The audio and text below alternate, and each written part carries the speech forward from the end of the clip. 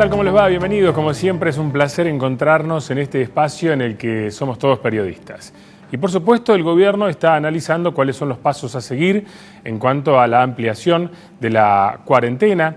Y esto, por supuesto, va a ir generando algunos cambios. Habrá provincias que tendrán mayores flexibilidades que otras por la situación por la cual están atravesando. Otras que tienen más casos de contagio deberán continuar con medidas más estrictas. Sin dudas que también habrá actividades que de a poco van a poder ir recobrando cierta normalidad, podemos decir así, y sin dudas que esto va a ir generando cambios en los próximos días. No obstante, lo reiteramos como en todos los programas, tenemos que ser muy cuidadosos con las medidas de prevención, porque como todos sabemos no existe ninguna vacuna para esta enfermedad y el aislamiento, el distanciamiento social por ahora y todos los cuidados que ya de distintos ámbitos son conocidos y se nos recomiendan diariamente son los que tenemos que seguir para cuidarnos y cuidar a quienes nos rodean de esta pandemia. Pero también en el marco de esta situación hay otros temas para analizar, como venimos haciendo en distintas emisiones de nuestro programa, y hoy vamos a hablar puntualmente del impacto emocional sobre las personas que tiene esta cuarentena, sobre la que ya venimos atravesando, las etapas por las que fuimos viviendo este espacio de aislamiento obligatorio, y también qué ocurrirá cuando llegue el momento en el que empecemos a recobrar de a poco nuestra vida normal, si podemos decir así, porque sin dudas por ahora se presenta como un panorama de cierta incertidumbre. ¿Cómo será nuestro relacionamiento cuando de a poco vayamos cobrando nuestras actividades normales, nuestras formas de vincularnos como veníamos haciendo anteriormente? Y sin duda que todo esto tiene su impacto en los niños, en la gente de mediana edad y también en la gente de tercera edad. Bueno, sobre todos estos temas, el plano psicológico de esta situación, vamos a estar abordándolo hoy con Diego Zapata, quien es presidente del Colegio de Psicólogos de la provincia de Córdoba. Pero como ustedes saben, en el comienzo de nuestro programa compartimos siempre la columna del doctor Roberto Cornet con los temas de la semana. Él está cumpliendo cuarentena en su domicilio y como siempre está con nosotros con su opinión y le damos la bienvenida. Buenas noches, Ariel. Buenas noches, estimados televidentes. Y gracias a Tomás, que su conocimiento tecnológico me permite llegar a ustedes desde mi domicilio particular, donde como hace ya varios programas, tengo que guardar la cuarentena y la reclusión que este maldito enemigo invisible del coronavirus pesa sobre mí y pesa sobre todos. Para arrancar, quiero hacer un reconocimiento justo. Quiero reconocer la actitud ejemplar de nuestro gobernador, contador Juan Schiaretti, cuando al arranque de semana él se rebajó el 45% de su sueldo, junto con el vicegobernador, todo el gabinete, todo el equipo político, a lo que se sumó todos los integrantes del Poder Ejecutivo y se sumaron también los directorios de EPEC, Lotería de Córdoba y Banco de Córdoba. Es realmente un acto ejemplificador y digno de ser elogiado. Entrando al tema de esta editorial mía, no puedo dejar de ignorar, y la verdad que quiero entrar a fondo con la actitud terrible en que incurrió el secretario de Derechos Humanos de la Nación, señor Horacio Pietragala, cuando el fin de semana pasada pidió que le abran la jaula al corrupto confeso de Ricardo Jaime. Digo corrupto confeso porque todos recordarán que el señor Jaime negoció con la justicia la reducción de su pena y la condición que le puso el tribunal fue evítenos el largo trajinar de la prueba y reconózcase autor de los delitos que le imputan. Y lo hizo. Y consiguió reducir parcialmente su pena. No olvidemos que, y esto es lo que resulta increíble de un secretario de Estado, que el señor Jaime está imputado de estafa cuando él con Julio De Vido compraron 100 millones de euros en ferrocarriles y vagones chatarra a España y Portugal, que cuando llegaron fue tan vergonzoso que a medianoche y a escondida tuvieron que esconder toda esta chatarra en un canchón o en una playa de ferrocarriles alejada del Retiro porque no servían para nada. Se fueron 100 millones de euros. No sé si todos llegaron al destino del vendedor. Lo acusaban también de tener responsabilidad en la muerte de los 52 argentinos que fallecieron el 11 de marzo, con aquel trágico accidente de ferrocarril que fue conmovedor para toda la República. Y fue también acusado y probado que era el que llevaba los bolsos llenos de dólares periódicamente al despacho presidencial de Néstor Kirchner. ¿Cómo un secretario de Estado, al cual este malandra de Jaime, corrupto confeso, que lo arruinó por muchos millones de pesos y de dólares, puede pedir que le abran la jaula a la justicia? Es increíble. Yo no sé cómo el presidente, después que lo citó Oliva, no lo echó. En un país con una democracia más madura y más avanzada, el señor Pietragala tendría que haber salido expulsado de su despacho y nunca jamás volver a ser funcionario público de un gobierno democrático. Es terrible. Y también este señor Pietragala, que es increíble, es un chanta, perdón, usando una palabra vulgar, pidió por la liberación también que le llevan a la jaula a Martín Báez, el hijo de Lázaro Báez, que está con prisión preventiva. Y le pusieron prisión preventiva porque cuando la justicia lo imputó de cohecho y de otros delitos que afectaban al Estado, a él y también a su padre, que ya está preso, movió 20 millones de dólares de Suiza. Por eso está en prisión preventiva, porque era una forma de evitar que siguiera manejando y escondiendo plata mientras duraba su proceso. Les dije la otra vez, en la Argentina, a pesar que todos somos iguales ante la ley, hay unos que son menos iguales. Pero por suerte, tanto la Cámara de Casación Penal como el fiscal que actuó en la causa se opusieron a la libertad del corrupto confeso de Jaime y del señor Báez. Quiero terminar con otra cosa terrible. Ustedes han visto que el gobierno se propone, el gobierno de la provincia de Buenos Aires, creo, de traer 202 médicos cubanos, a quienes les pagarían $4.000 por mes, aunque a ellos les llega a 500, el resto va a la dictadura castrista. Es una afrenta a los médicos. La Argentina es el país que más médicos tiene por cada 1.000 habitantes, tiene 4. Le sigue Estados Unidos con 3. Fíjense ustedes, y con alta calidad, nuestros médicos, que todos los días se juegan el pellejo para estar en el peligro que significa atender esta pandemia, traerle 202 médicos cubanos, que incluso de Bolivia, de Brasil, de Italia, del Uruguay, los echaron por inútiles, porque no son médicos. Por eso hay que estar alerta, que no vaya a ser que este gobierno vaya adelante con esto, porque añadiríamos un gasto presupuestario a $4.000 de 80.800.000 pesos para mantener estos sujetos, que no todos son médicos, insisto, y hay algunos mezclados que son agentes de la dictadura.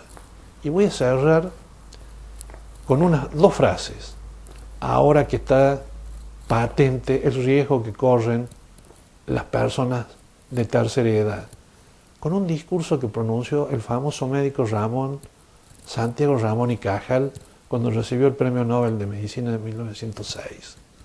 Señores,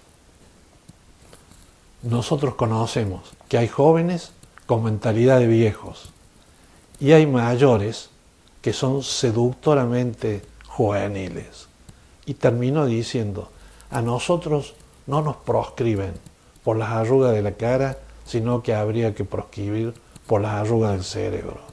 Piensen ustedes la cantidad de gente joven que tiene el cerebro quemado por la droga y otras cosas, que no se pueden hacer equiparados con algunos veteranos y veteranas que siguen rindiendo altísimas utilidades a la sociedad en que vivimos. A ellos también les rindo un homenaje. Tema más que polémico este último, particularmente también de los médicos cubanos, más teniendo en cuenta el alto nivel de los profesionales médicos con los que contamos en el país y su disposición de colaborar con la Argentina en este momento tan difícil. Le agradecemos al doctor Roberto Gornet como siempre, le mandamos un fuerte abrazo y después de la pausa analizamos el impacto emocional de esta cuarentena con el presidente del Colegio de Psicólogos de la provincia de Córdoba. Ya volvemos. Centro Tomografía Computada Córdoba Sociedad Anónima. Instituto Ulton, líder en diagnóstico por imágenes. Primer instituto de cirugía ambulatoria mínimamente invasiva del interior del país. Avenida Vélez Arfiel 562, Córdoba, Argentina. Teléfono 0351-426-7700. Hola, ¿te podemos interrumpir unos segundos? Solo queremos agradecerte. Gracias a vos, el Allende Cerro ahora es más grande. Crecimos. Porque incorporamos muchas mejoras, de verdad muy importantes. Y queremos que sepas que todo este crecimiento es nuestra manera de responderte. Con el corazón. Porque en estos 80 años aprendimos que responder con el corazón es lo que nos hace crecer como humanos y profesionales. Porque gracias a estar atentos a vos, nos convertimos en el lugar que queremos ser para vos. Sanatorio Allende. Desde hace 80 años, especialistas en el cuidado de tu vida.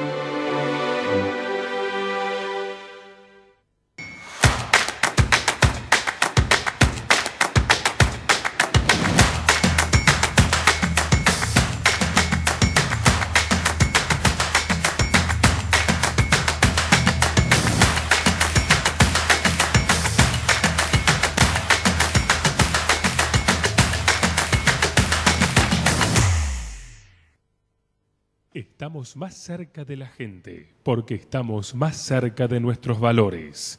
Clínica Universitaria Reina Fabiola, el lado humano de la medicina.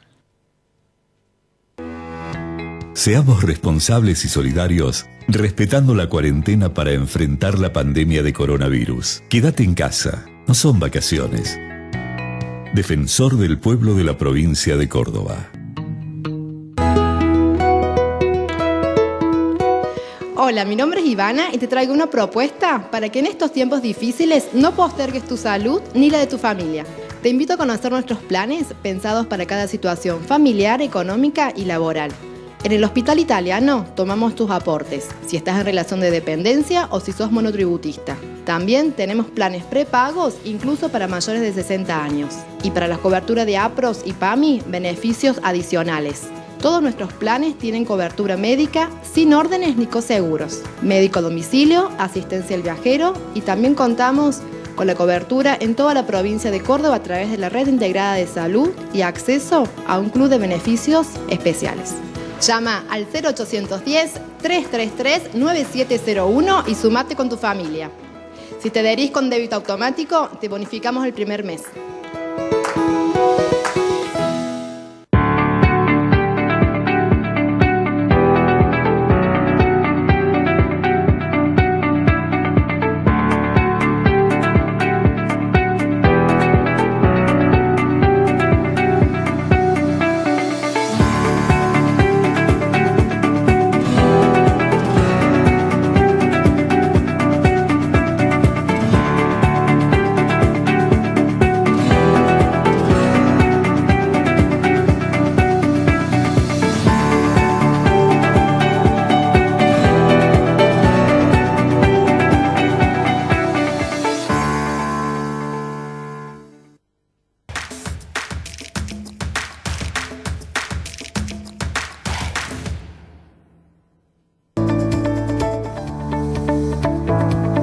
Los argentinos llevamos más de 30 días con esta cuarentena obligatoria para prevenirnos ante la pandemia y sin dudas que esto genera algunos efectos a nivel emocional para tocar algunos de los ítems, ¿no? En este caso, dejando otros puntos que también son importantes. Pero cuando abordamos las cuestiones emocionales nos preguntamos cuáles son los efectos que tiene esta cuarentena a nivel de la personalidad, a nivel de las relaciones, a nivel de la convivencia.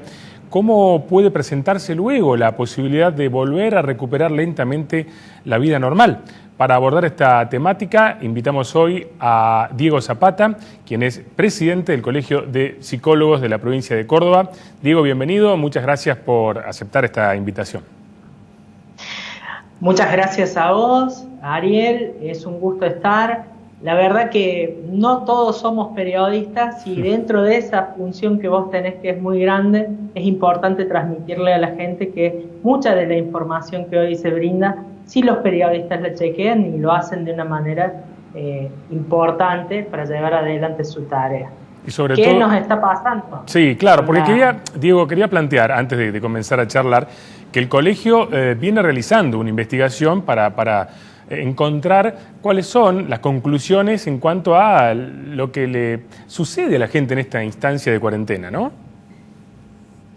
Sí, estamos trabajando a partir de ciertos elementos de recolección de datos para tener cuestiones objetivas de qué es lo que sucede en esta pandemia, que es considerada una catástrofe, lo que es la emergencia y el desastre, para relevar qué le pasa a nuestra población. La coordenada ya bien local, muchas veces nos servimos de distintos estudios que son de afuera, pero venimos haciendo todo un desarrollo desde los distintos colegas y desde las distintas comisiones del Colegio de Psicólogos y mesas, venimos recolectando datos específicos, por ejemplo, que van arrojando algunas cifras significativas o cuestiones preliminares sobre cómo se está pasando el aislamiento social preventivo obligatorio en las casas, tanto de los profesionales como de la población en general. Bien, ¿y cuáles son las conclusiones a nivel general en cuanto a las problemáticas que ustedes evidencian que se observan en esta cuarentena? Bien, hay que dividir las reacciones esperables de una situación como la pandemia, ¿no es cierto? El aumento del estrés agudo, las situaciones de insomnio, lo que empieza a manifestarse de alguna manera como una irritabilidad que podemos chequear cada uno y cada una de ustedes en los grupos de WhatsApp, en algunos comportamientos que se dan en los hogares, el aumento de la violencia, la necesidad reiterada de apelar a métodos de consumo y, por qué no decirlo, ya que tenemos alguna responsabilidad sobre ello y algunos casos, algunas personas que le aflojan el sentimiento de la vida y en ese momento toman una decisión de suicidarse. Pero ¿qué es importante como preliminar? Es que muchas de las personas han dejado de hacer sus tratamientos, ¿no? Y se encuentran tramitando muchas emociones esperables con los vínculos. Eso efectivamente da resultado, muchas veces tener un vínculo contenedor, pero también hay momentos de desasosiego, de desrealización o elementos que empiezan a tener una perturbación importante sobre la salud mental de la persona y es en el momento que debe consultar a un profesional matriculado. Vemos mucho, lo que hay es mecanismos de tristeza, gente que no puede sostener los hábitos de la vida cotidiana, es decir, que con el tiempo, vos nombrabas ya más de 30 días, la gente está aflojando, está aflojando a las actividades diarias. Claro, y en este sentido, a partir de lo que vos planteabas, un poco nos preguntamos, al momento, de alguna manera, de volver a recuperar cierta normalidad, sabemos que cada situación va a ser particular, cada provincia va a ir flexibilizando su situación, no todas atraviesan por una misma instancia, pero al momento de que empecemos a cobrar cierta normalidad en las actividades, en los distintos rubros, también imagino que empezarán a aflorar algunos sentimientos, porque todos estamos en mayor o menor medida preocupados por la incertidumbre que rodea a esta pandemia. Todavía no tenemos una medicina que la cure. Esto genera cierta incertidumbre. Entonces, el relacionamiento de nuevo, la vinculación, ¿cómo imaginan esa vuelta a la actividad? Bien, nos podemos servir de historias previas o qué pasa en los contextos de encierro cuando después de haber vivido una experiencia de quedar privado de la libertad, se está en un estado de confinamiento prolongado. Bueno, partimos de la premisa de que este estado no ha sido elegido y estamos siendo obligados de alguna manera a sostenerlo. ¿Qué es lo que va a pasar a la vuelta? Lo primero que habría que diferenciar es si toda la persona que ha vivido esta situación de aislamiento ha tenido una situación de crisis, es decir, que ha pasado un proceso por sí misma donde ha entrado en crisis, porque todos podemos estar experimentando la misma situación, pero entrar en crisis algunos pocos. ¿Qué es lo que sucede con eso? La vuelta será distinta. Quizás algunos, la crisis haya sido un momento fructífero y positivo para repensar proyectos, salir con herramientas, cuestiones saludables, y habrá otras personas que habrán entrado en encontrarse sin esas herramientas, la pérdida de proyectos vitales, pérdidas de las cuestiones del trabajo, o lo que significa más aún algunas separaciones, porque la convivencia también trajo problemas relacionales, o desmanteló, puso al desnudo que había situaciones que ya no convivían. ¿Qué es lo que uno advierte? Que muchos de esos temores que van a aparecer tienen que ver con el permanente inoculación del miedo al contagio. Eso va a estar presente.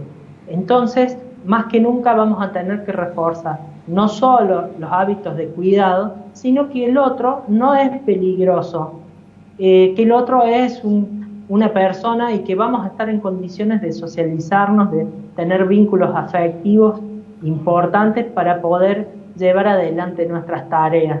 ¿Qué es lo que va a suceder? Muchas personas dicen, contaré con los kits de seguridad necesarios en mi trabajo para volver a la actividad. Algunas postergaciones también se irán haciendo. Puede ser flexible, pero cada uno tiene su tiempo subjetivo en el que puede definir cuándo se va a sentir más seguro para enfrentar el afuera.